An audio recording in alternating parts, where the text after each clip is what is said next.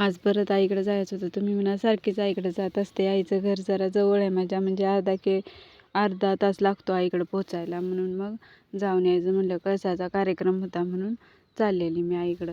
तर मला एका ताईची कमेंट होती, ताई तुम्ही मेकअप काय करता? पण मी काहीसुद्धा मेकअप करत नाही. फक्त पावडर, क्रीम आणि थोडीशी लिपस्टिक लावते.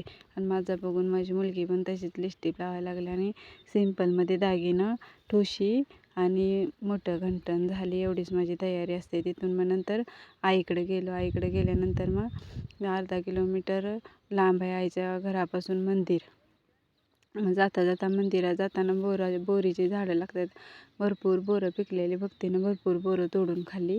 आणि मी पण मग तिथून मग चालत जायला लागलं, कारण तिथून वरती जायला असं चढच आहे सगळा आणि काय वाहन पण नसतं. आम्ही वाडीवर राहतो आणि गावात मंदिर आहे.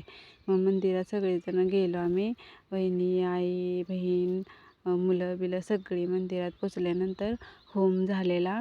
कळसाचा कार्यक्रम चालू होता. मग कळस वगैरे बसल्यानंतर प्रसाद घेतला आणि घरी